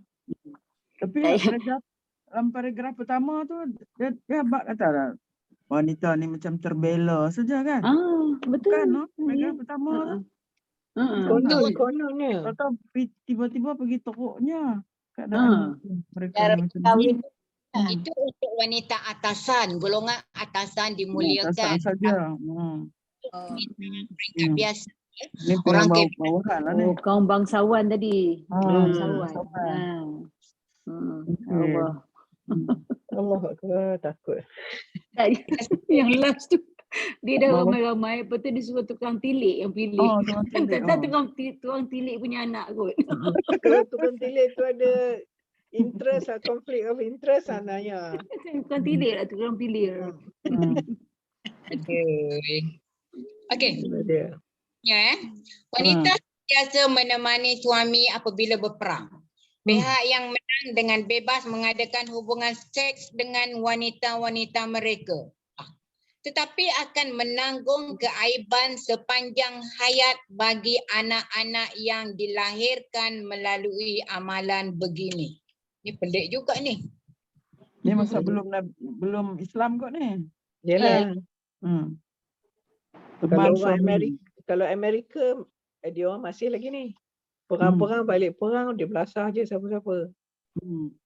Kan masa kat Vietnam dulu banyak lahir anak-anak luar nikah orang Amerika. Mak Saleh semua. Semua Mak Saleh semua. Betul. Yalah. Okey. Pada zaman jahiliah, orang Arab boleh memiliki isteri seramai mungkin tanpa had. Mereka mengahwini 2 orang wanita adik-beradik pada satu masa. Bahkan isteri bapa mereka yang telah bercerai atau balu. Penceraian dalam banyak hal adalah hak suami. Itu dia. Dia boleh paksa mak tiri tu Kahwin dengan dia. kahwin dengan dia. Allah. Belum Islam. Aduh, teruk betul. Cacat marbuah lah keturunan. Jadi macam keluarga 69 kan. 69. Oh bapa aku tapi bapa aku tapi Bapak macam-macam. menantu. Menantu bapak berdaya menantu. Rojak. Hmm. Okey. Amalan berzina berlaku hampir dalam semua peringkat masyarakat kecuali sebahagian kecil lelaki dan wanita yang ada harga diri akan menghalang mereka daripada melakukan perbuatan keji ini. Wanita merdeka lebih beruntung jika dibandingkan dengan wanita hamba yang selalu menderita. Rata-ratanya, sebahagian besar masyarakat Arab tidak merasai aib apabila melakukan perbuatan terkutuk. Abu Daud pernah meriwayatkan bahawa pada suatu masa seorang lelaki berdiri di hadapan Nabi Muhammad sallallahu alaihi wasallam kata, "Wahai Rasulullah, bahawa anak lelaki ini ialah anakku. Saya telah bersetubuh dengan emaknya sebelum kedatangan Islam." Nabi menyebut tiada dakwaan dalam Islam ke atas perbuatan sebelum Islam. Okay. Bagaimanapun, anak ini berpunca dari katil mana dia dilahirkan dan direjam dengan batu dikenakan zina. Maksudnya walaupun dia melakukan zina, kalau dia dah Islam, masih lagi terpakai ke hukum merejam kepada suami isteri. Tapi dia berlaku sebelum masuk Islam. Tak ada dakwaan dalam Islam ke atas perbuatan sebelum Islam. Tapi ada ayat tu dakwaan. pula. Dia orang buat Tapi- sebagainya. Tapi kan dia melakukan tu sebelum dia Islam, bukan selepas dia Islam terhapus segala amalan jahil dia tu. Bila dia Islam. Cuma dia kata anak itu tetap anak. Anak yang dia punyalah kan. Dan direjam. Siapa yang direjam itu? Anak itu ke yang kena rejam? No. Ayat ni. Mak bapaknya. Dan rejam batu. Dikenakan atas zina. Dia Itulah berjam kata sebelum dengan Islam. batu. Dikenakan ke atas penzina. Itu sebelum Kan Islam ke, dia. Ustazah, kalau dosa sebelum Islam semua semua Dihapus. diampunkan. Itulah ayat Ha. tadi tu, ayat mula tadi tu. Tiada dakwaan dalam Islam ke atas perbuatan sebelum Islam. Tak ada dakwaan. Bercanggah pula. Itulah bagaimanapun anak ini berpunca dari katil mana dia dilahirkan dan direjam dengan batu dikenakan ke atas penzina. Kita tengok 39 dia ada explanation dia tu. footnote dia kat mana? Di mana? Tak sebut Di belakang sekali. Belakang. Tengok 39. Dia akan sebut ni je. Oh, di mana tu je. Oh. Sebut je Abu Daud. Kalau 39 Tak ada sebut apa. Dia tak ada sebut. Reference je. nah itu pemilik katil di mana ia dilahirkan. Itu sahaja. Abu Sama. Daud. Tak ada mana. Mungkin penjelasan ada dalam ayat seterusnya. Okey, kita sambung. Itulah. Mengenai perhubungan dengan keturunan atau anak-anak di zaman jahiliyah, kita akan mendapati semacam satu pertentangan pendapat kerana terdapat kebiasaan yang kontras dalam kehidupan di zaman itu. Di satu hal, nampak orang Arab bersungguh-sungguh menyayangi anak-anak mereka. Sementara dalam satu keadaan lain, mereka juga yang menanam anak-anak perempuan hidup-hidup kerana bimbangkan kemiskinan, mencengkam hidup dan menanggung malu amat sangat. Amalan membunuh bayi perempuan boleh dilihat sebagai satu perbuatan yang sukar dihapuskan kerana keinginan mendesak untuk mendapat anak lelaki bakal melindungi mereka dari serangan musuh. Oh, gitu. So tak ada penjelasan lah yang akan Sebab dia bunuh anak perempuan ni hidup-hidup. Satu takut miskin. Takut miskin kan? Bimbangkan kemiskinan mencengkam hidup. Dan yang kedua, kita boleh kata menanggung malu amat sangat. Mana menanggung malu amat sangat ni masa mana? Bila anak tu besar, anak buat jahat ke apa ke kan. Jadi menanggung malu. Saya. Betul. Okey. Satu lagi kebiasaan dalam kehidupan bangsa Arab patut diceritakan di sini ialah ikatan keakraban yang berakar umbi di kalangan puak Badui. Cinta kepada keluarga atau perasaan perkauman begitu teguh. Falsafah pertalian darah sebagai asas mengikat bangsa Arab dalam satu ikatan sosial terbentuk dan terdorong oleh kebanggaan kepuakan. Moto yang tidak dipertikaikan ialah bantu saudara kamu sama ada dia penindas atau ditindas. Secara kasar membawa makna bahawa mereka tidak menghirau segala yang dibawa Islam yang menyebut bahawa membantu saudara penindas dengan maksud menyekatnya daripada melakukan tindakan melampau. Merebut kuasa dan persaingan dalam kepimpinan begitu hebat mengakibatkan perkelahian dahsyat di antara puak, sekalipun mereka adalah dari satu keturunan. Contoh begini dapat dilihat dalam pertarungan berdarah yang berpanjangan di antara puak-puak Aus dan Khazraj. Abs dan Zubyan. Ab dan Zubyan. Bakar dan Taulib dan lain-lain. Dan lain-lain. Perhubungan di antara puak kabilah ternyata rapuh dan lemah disebabkan peperangan antara puak yang melumpuhkan kehidupan. Bagaimanapun, terlalu taksub kepada kepercayaan karut beragama serta adat resam yang dihormati telah digunakan untuk mengawal kegairahan mereka daripada terburu-buru berbunuh sama sendiri. Dalam hal lain, terdapat motif dan rasa hormat terhadap kemuafakatan, kesetiaan dan kebergantungan memungkinkan terjelma dengan jayanya semangat berbaik-baik serta membantu pertelingkahan yang tidak berasas itu. Satu kelaziman turun-temurun iaitu menangguh permusuhan dalam bulan-bulan yang dilarang seperti bulan Muharram, Rejab, Qaedah dan Zulhijjah ternyata menguntungkan dan memberi peluang kepada mereka meneruskan kehidupan bersama dengan aman damai. Kita boleh membuat kesimpulan dengan mengatakan bahawa situasi sosial di tanah Arab sebelum Islam ialah satu zaman yang gelap lagi jahil, terperangkap dalam jaringan kepercayaan karut yang melumpuhkan minda mereka lalu menolak mereka ke kancah kehidupan ala haiwan.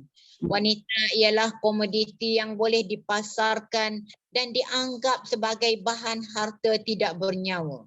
Hubungan di antara puak begitu rapuh dan kerakusan mendapat kemewahan serta pembabitan dalam peperangan yang sia-sia menjadikan matlamat utama ketua-ketua yang mementingkan diri sendiri.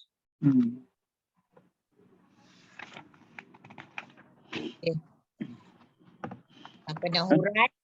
Ada cerita tentang apa tu? Yang membunuh anak hidup-hidup kan, anak perempuan.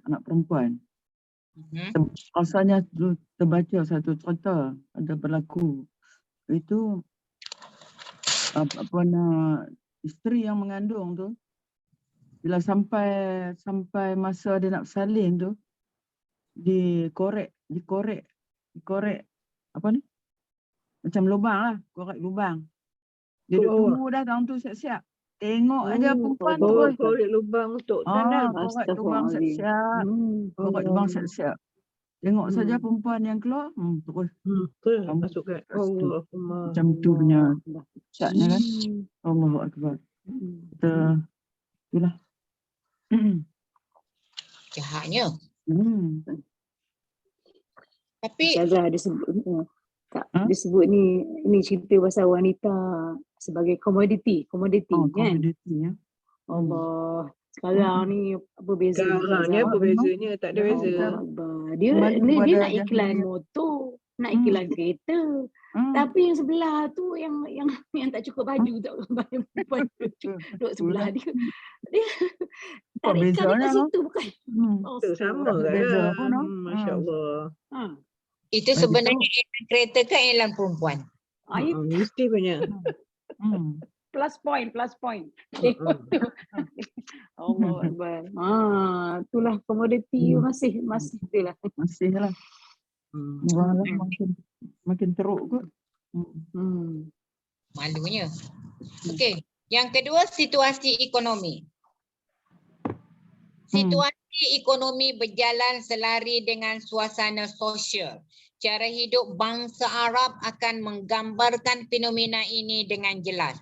Perdagangan memainkan peranan paling banyak dilakukan untuk memenuhi keperluan hidup. Perjalanan dagang tidak mungkin berhasil kecuali keselamatan laluan kafilah terjamin dan perhubungan antara puak terjalin dengan aman. Tetapi malangnya, dua tuntutan ini amat kurang kecuali dalam tempoh bulan-bulan terlarang ketika mana bangsa Arab mengadakan perhimpunan Ukaz, Dil Majaz, Mijannah dan lain-lain. Dan tu apa Ustazah? Dil Majaz tu apa? Bukan tu Majaz, Mijannah tu pasar mereka lah, pasar. Oh, Pasar. Ketika mana bangsa Arab mengadakan perhimpunan, masa tu dia ada perhimpunan, ada di tempatnya nama Ukaz.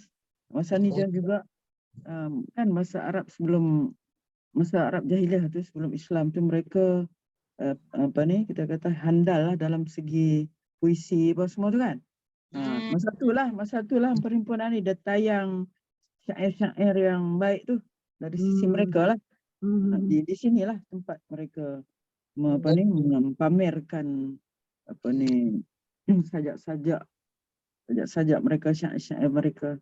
Macam sekarang lah kat pasar malam ke kat mana ada buskers kan.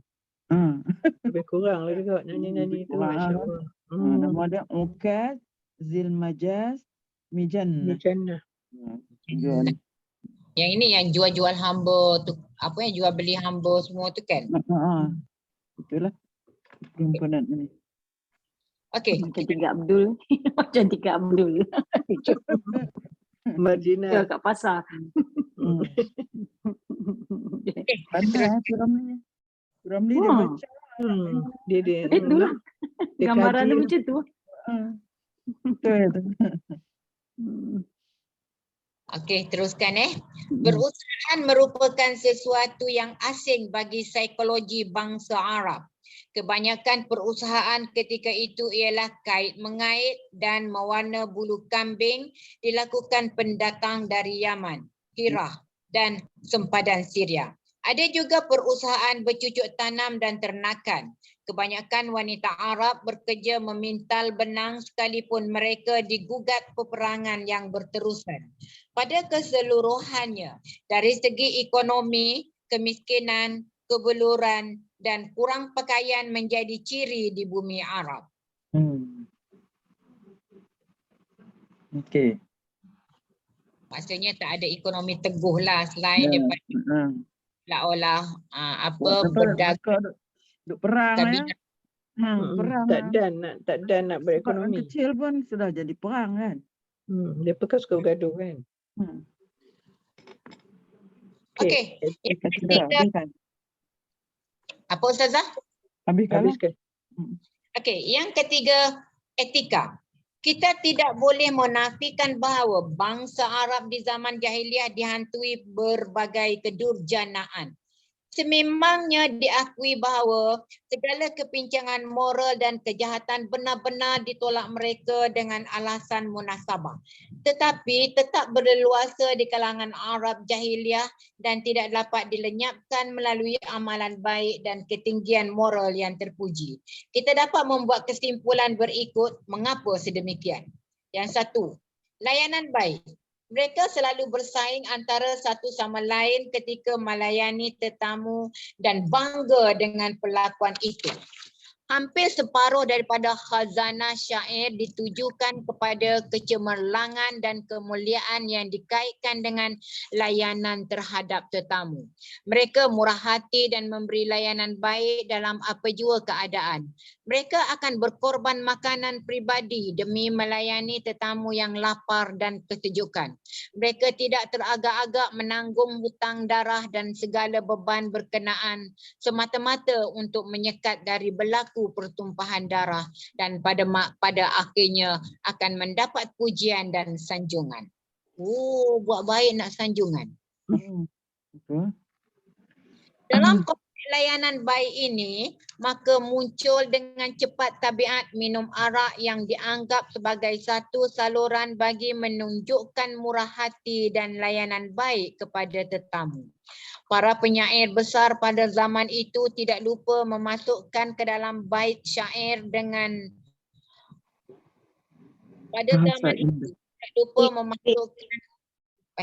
Para penyair besar pada zaman itu tidak lupa memasukkan ke dalam bait syair dengan bahasa indah, bermegah dan memuji majlis minum arak. Malah perkataan anggur dalam bahasa Arab membawa persamaan makna sama ada sebutan dan ejaan. Mengenai kemurahan hati bangsa ini, berjudi juga satu amalan berkait rapat dengan kemurahan hati kerana hasil kutipan judi boleh menyumbang kepada kebajikan. Bahkan Quran yang mulia tidak memperkecilkan faedah diperolehi daripada meminum air anggur dan berjudi. Tetapi katanya, A'udzubillahi minasyaitonirrajim. Qul fihima ismun kabirun wa manafi'u linnas. Artinya, pada kedua-duanya ada dosa besar dan ada pula manfaat bagi mereka. Surah Al-Baqarah ayat 219. Nampak dia kata Al-Quran tidak memperkecilkan faedah diperolehi daripada minum air anggur dan berjudi. Hima tu balik kepada arak dan judi, kan? Kata Quran tidak memperkecilkan. Ni ayat ini masa mana ni? Ni ayat yang kedua kan Ustazah, tentang arak tu. Tak? Pengharaman dia tu. Yang mula-mula apa? Yang pertama kot ni. Ni yang pertama tak? Pertama tu minum arak menjadi mabuk tu. Itu pertama saya rasa. Ini kedua, lepas tu yang ketiganya tadi. Ansab wal azlam ritsun tu. Min amali syaitan. Ini maknanya satu segi, apalah dia kata di sini Quran tidak memperkecilkan faedah. Mana ini pada awal Islam memang arak ini menjadi, kita kata dah tadi, tradisi orang Arab kan. Dan juga menjadi apa ni? Jadi satu adat ni nak apa ni menyambut tetamu dengan arak apa semua, dan mereka ini memuji arak ni dalam syair-syair mereka. Tapi ini nak menunjukkan dalam ayat-ayat ni nak menunjukkan bahawasanya pengharaman arak ni tak bolehlah dibuat secara terus. Haram terus tak boleh. Ya. Itu sebab dikatakan Allah ni masih tidak memperkecilkan arak dan judi ni. Dalam keduanya ada ismun, ada dosa, dan ada pula manfaatnya. Wa manafi'udun nas, ada manfaatnya. Memanglah. Apa ni? Ada dosa. Dalam keduanya ada dosa, ada manfaat. Manfaatnya apa? Manfaatnya dari segi mungkin ekonomi lah kot. Kan?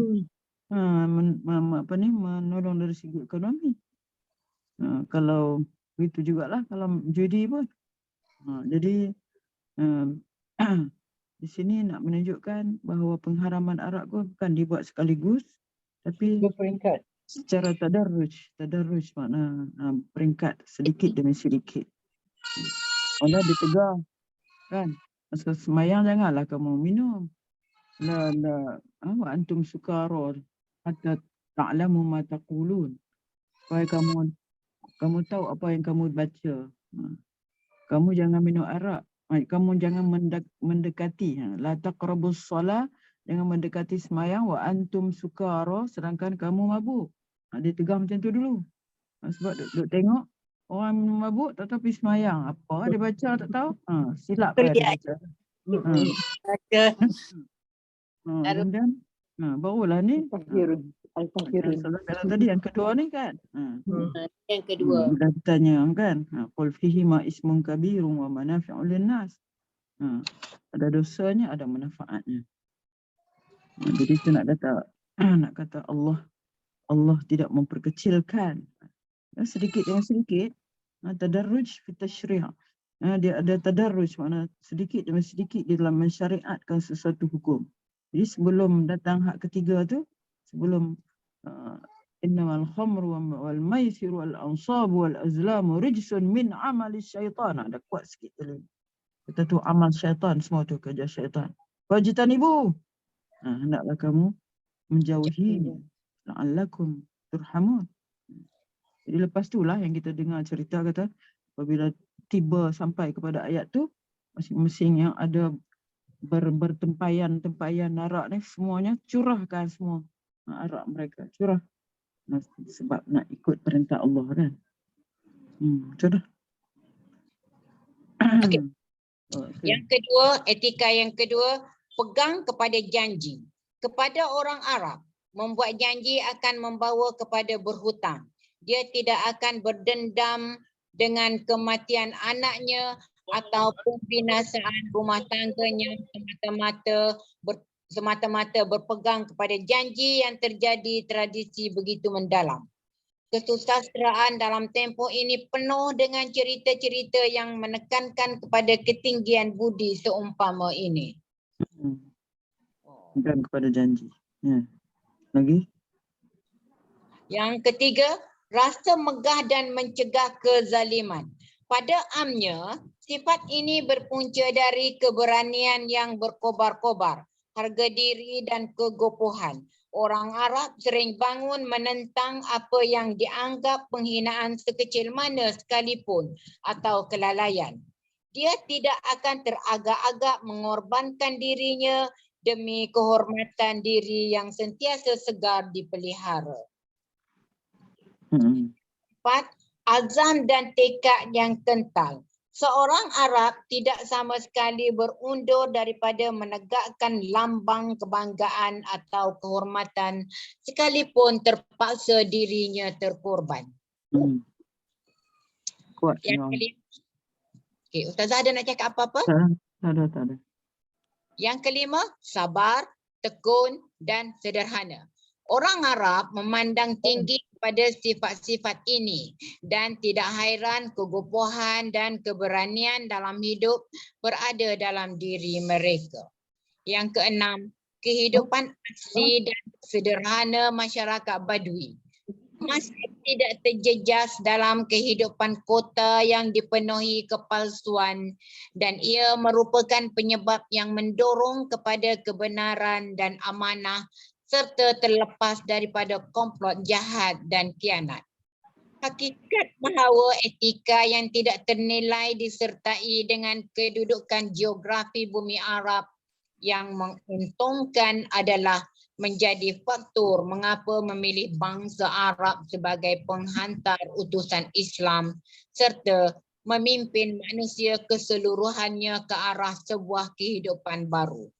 Dalam hal ini, maka etika dalam erti kata sebenar memerlukan pembetulan dalam aspek tertentu kerana pada setengah sudut ia menjejaskan sifat terpuji ini, tetapi ia amat berharga demi kebajikan terakhir bagi seluruh umat manusia dan Islam yang melengkapinya.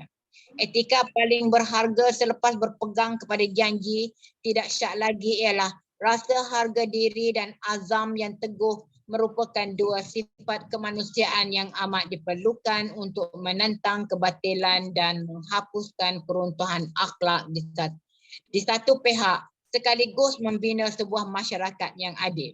Sebenarnya, kehidupan bangsa Arab di zaman jahiliah amat kaya di sudut kebaikan yang tidak terbilang. Tetapi buat setakat ini, kita tidak perlu menyebutnya satu persatu. Wallah. Sudut kebaikan yang tidak terbilang. Okey. Barulah kita nak sampai kepada ni kan, insya-Allah lah. Galur. Susur galur dan keluarga. Oh, kita rasa nak rapat dengan Nabi kita ni. Insya-Allah. Ini dah mulalah yang kelima ni. Kelima. Okey. Okey, kita tangguh. Tangguh. Kena pergi ambil cucu lah. Kelima. Okey. Okey lah. Esok kita ada Ustazah Ana. Esok tazkirah pukul 9.30. 11.30. Guna buku kitab kecil Ustazah tu lah. Macam mana nak buat? Saya kalau boleh yang ikuti tu pegang buku tu sama. Tidaklah kita ada Tengah-tengah je kan. Macam mana nak ni? Saya ada 13 buah tu. Macam mana? Nak bagi kat mana? Nak bagi kat mana kan? 13 muka surat? Siapa yang nak ikut? Dah 13 buah buku. Oh, 13 buah buku. Tapi hak ni kita buat ni sebab esok Darul Insyirah bonda balik kampung. So kita nak isi kekosongan dulu kot. Lepas ni baru kot kita tengok kitab mana habis baru kita mula balik. Baca gitu je lah. Boleh lah. Okey. InsyaAllah. Okey. Sempat doa ke Ustazah? Ke tak sakit cucu? Kira a'udzubillah minasyaitonirrajim. Bismillahirrahmanirrahim. Alhamdulillahirabbil alamin wassalatu wassalamu ala asyrafil anbiya wal mursalin wa ala alihi washabbihi ajma'in. Kita baca ni je lah. Subhanaka la ilma lana illa ma 'allamtana innaka antal alimul hakim.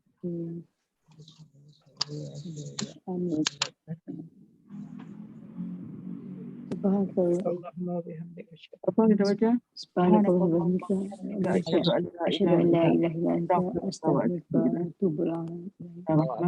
Al-'asr innal insana lafi khusr wa 'amilus shalihat wa tawasaw bis-sabr. Sallallahu ala sayyidina Muhammad wa ala alihi wa sahbihi ajma'in. Alhamdulillahirabbil alamin. Terima kasih Ustazah. Sembilan setengah. InsyaAllah. Terima kasih. Trojan, rambut Trojan. Inara rambut Trojan. Rara. Siap Ustazah tak ada bibi Ustazah. Keluar dah. Terima kasih Ustazah. Terima kasih. Dah keluar dah. Dah keluar ke? Ada gitu? Tak apa, saya keluar dah. Tak apa. Cerita lah sikit pasal pasal esok ni kan. Esok kalau ikutkan esok saya tengok dalam kita punya fatwa dia kata berdoa yang mustajab esok selepas asar sehingga isyak, waktu isyak. Makna sama dengan waktu wukuf di Mekah. Wukuf di sana, wukuf di Arafah pukul 12.30 waktu sana lah. Waktu sini pukul 5.30. Sampai isyak kita boleh berdoa. Tetapi dia kata kalau mengikut hukum berpuasa tu, dia kata definisi berpuasa berpuasa Arafah. Berpuasa Arafah dia kata definisi ni ialah berpuasa pada tanggal Zulhijjah. So maknanya dia kata puasa kita hari Sabtu boleh. Tapi berdoa mustajab esok Ustaz. Esok petang. Tapi tadi satu pendapat soalan. Ustazah, Ustazah kata kalau kita yang wukufnya memang di Arafah kan. Jadi di sana kita ikut puasa di sana. Jadi bolehlah kalau kita nak puasa esok pun boleh, hari Sabtu pun bolehlah puasa. Okey, niat sehari sebelum kalau niat puasa besok tu niat puasa tu macam mana? Ya kan Daripada forward dah. Puasa apa? Nak puasa apa? Nak Arafah. puasa Arafah. Oh, Ustazah tak keluar lagi. Puasa di Arafah maknanya puasa hari Sabtu niat puasa Arafah. Dah Hari esok lah, Jumaat? esok lah esok? puasa. Esok lah kita ikut Arafah. Kalau hari Sabtu kita ikut 9 Zulhijjah di negara kita. Tapi kalau kita niat Kita nak kalau ikut Selalunya kita raya satu hari lepas buku kita raya kan. Ya. Ini macam 2 hari kan. Ya. Nanti saya ada forward. Ni dia penjelasan daripada ustaz ni, ada orang bertanya forward kan. So dia kata mustajab berdoa esok, dia kata boleh, tapi untuk puasa dia kata mengikut definisi puasa Arafah ialah puasa 9 Zulhijjah. Jadi kita di negara kita, sebab kita ada ulama kita ada ilmu falak kita, tempatan kita, dia kata jadi kita ikut 9 Zulhijjah, puasanya di hari Sabtu. Tetapi dia kata pula pendapat kedua, nak puasa esok pun boleh juga. Dia kata puasa hari Tarwiyah. Tarwiyah. Itu sebab memanglah besok Tarwiyah. boleh. Tarwiyah lah, bukan niat Arafah, tarwiyah. Betul. Daripada ada rakaman suara ustaz. Saya pun dah dengar juga tu. Dengar juga. Ada. Kalau Tarwiyah hari ke-9 lah. Ikut kalender. Kalender kita, kalender Malaysia. kita ke Malaysia lah. Kita nak ikut hari Arafah. Kalau hari Arafah. Jadi kita kan selamat kan, kita puasa lah esok lusa. Boleh lah puasa tu kita niat tu. Kalau kita niat puasa Arafah esok, hari Sabtu kita tak boleh puasa dah. Dia raya. Aidah. Sebab 9 Zulhijjah kan. Haram puasa. Jadi kita niat tarwiyah lah. Niat puasa Zulhijjah tu boleh. Tak boleh Tarwiyah tu ada lah. beza. Kalau kita niat malam ni, dia belum waktu hukum di sana lagi kan? Belum lagi. Sebab mereka lewat 5 jam. Betul. Sebab dia pun ada juga pengiraannya. Dia kata pengiraannya, jaraknya, tadi saya akan forward lah nanti. Jaraknya kita dengan negeri diorang. Ini dalam Malaysia punya pengiraan. So dia kata puasa still 9 Zulhijjah tu hari Sabtu. Maknanya niat kita jatuh dalam 9 Zulhijjah. Hari Sabtu lah. Ya, kita niat Arafah Sabtu lah. Jadi kita puasa besok ni niat tarwiyah lah ataupun 8 tarwiyah lah. Sebab 8 Zulhijjah kita cepat daripada mereka kan. Kita dulu 5 jam. Jadi kalau kita niat waktu kita nak niat ke puasa Arafah, mereka belum lagi waktu. Tengok lagi. So selamatnya nanti Fat tolong forward lah. Saya forward lah. Saya forward semua baca lah, lepas tu buat share rojak lah kita. Puasa memang dah puasa. Jangan ikut taksiran sendiri. Betul. At least yang ni kita ada pemerintah pun daripada pemerintah. Kita ada ustaz dia bagi tu. Okey, insya-Allah. Terima kasih atas Terima penjelasan. kasih. Ustazah Fadilah, terima kasih. Ustazah Faizah, Ustazah Fadilah, terima kasih semua. Ustazah Fadilah ni banyak ataupun dia nak kejarkan Haji Akbar untuk hari Jumaat. Takut tu jugalah kan dia pun. Biasa macam itulah. Arab selalu macam tu. Tiap kali dia akan announce lah. Kali kan jumlah jemaah haji tak sebesarkan macam zaman-zaman sebelum sebelum Covid kan. Jadi bilangan tak banyak sangat yang daripada negara luar. Cuma mungkin kalau dia cakap Haji Akbar, dah ramai tempatan yang lokal akan turun lah. Ya, kalau tengok live sekarang dekat Mekah ramai. Orang dia lokal akan turun lah, yalah. Dalaman lepas-lepas Betul. je tu lah kan. Di haji dulu, kononnya kalau nak dikirakan dia boleh declare wukuf kita pada hari Jumaat.